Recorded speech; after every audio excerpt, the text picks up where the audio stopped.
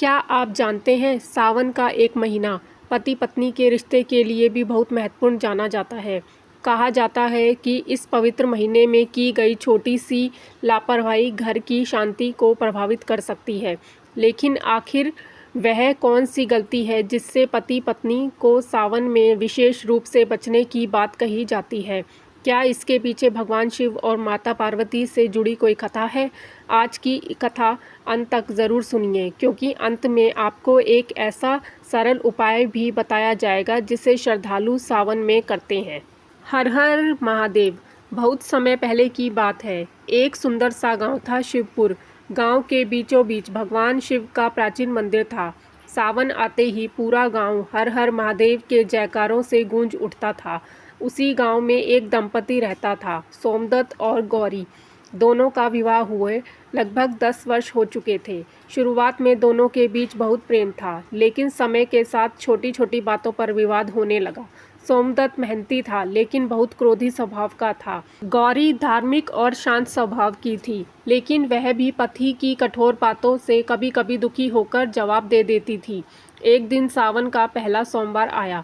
गौरी सुबह उठी, उसने घर की सफाई की, स्नान किया और भगवान शिव के लिए बेलपत्र, जल और फूल तैयार किए। उसने पति से कहा, आज सावन का पहला सोमवार है, चलिए मंदिर में भगवान शिव का जल अभिषेक कर आते हैं। सोमदत्त ने कहा, तुम चली जाओ, मुझे बहुत काम है। गौरी ने मुस्कुराकर कहा, ठीक है, आपके लिए भी मैं भगवान शिव से प्रार्थना कर दूंगी। लेकिन सोमदत्त उस समय पहले से ही किसी बात को लेकर परेशान था। उसने झुंझलाकर ऐसी बात कह दी जिससे गौरी का मन दुखी हो गया।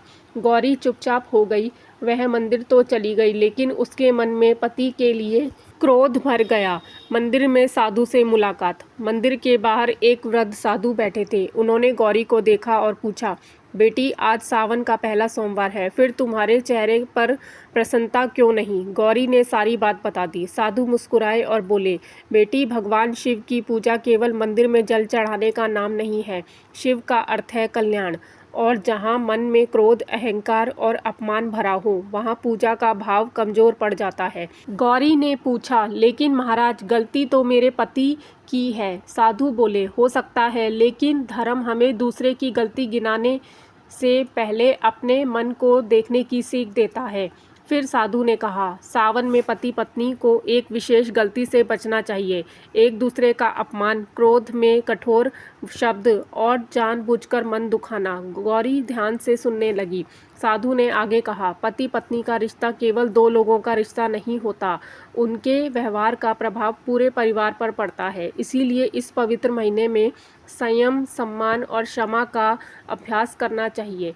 शिव पार्वती का संदेश। साधु ने गौरी को भगवान शिव और माता पार्वती से जुड़ी एक प्रसिद्ध धार्मिक मान्यता सुनाई। उन्होंने कहा, माता पार्वती ने भगवान शिव को पाने के लिए कठोर तपस्या की थी।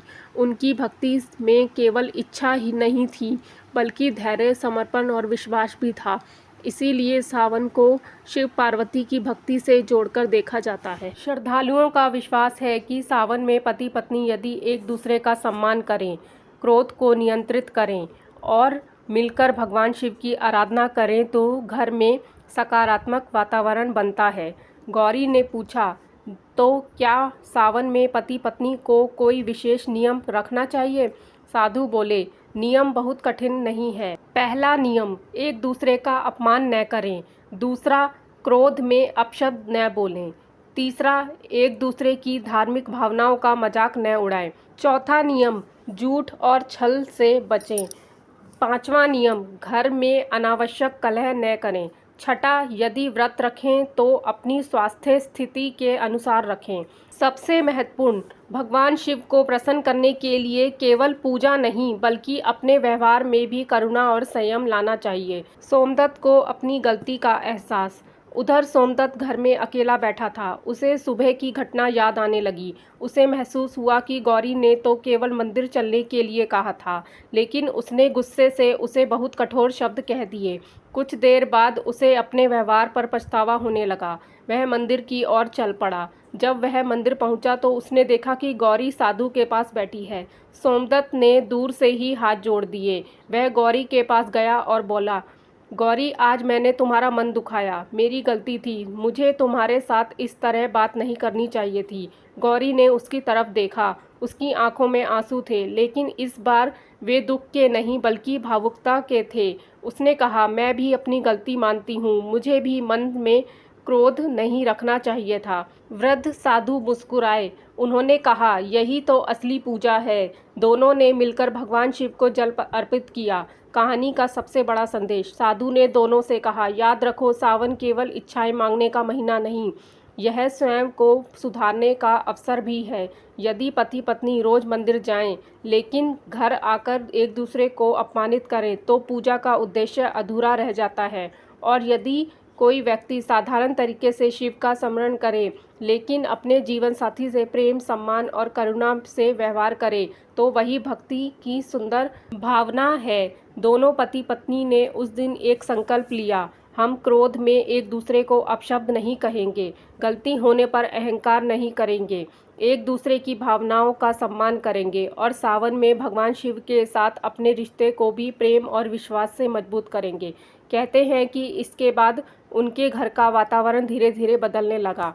जहाँ पहले छोटी छोटी बातों पर विवाद होता था, वहाँ अब दोनों एक दूसरे को समझने लगे। कथा का संदेश। तो भक्तों, इस कथा का संदेश यह है कि सावन में पति पत्नी को किसी अंधविश्वास के डर से नहीं, बल्कि प्रेम, संयम और श्रद्धा के भाव से अपने व्यवहार को बेहतर बनाना चाहिए। अगर कभी पति पत्नी के बीच मतभेद हो भी जाए, तो तुरंत गुस्से में निर्णय न लें, थोड़ा शांत हो, एक दूसरे की बात सुनें और यदि संभव हो तो साथ बैठकर भगवान शिव का स्मरण करें। ओम नमः शिवाय का जाप करें, क्योंकि रिश्ते में जीतना जरूरी नहीं, रिश्ता बचाना जरूरी है। और जहाँ प्रेम, सम्मान और क्षमा होती है, वहाँ घर स्वयं एक मंदिर जैसा बन जाता है। ओम नमः शिवाय। देखने के लिए धन्यवाद। कृपया लाइक, शेयर और सब्सक्राइब करें। ट्रू टेल्स रेखा ऑफिशियल।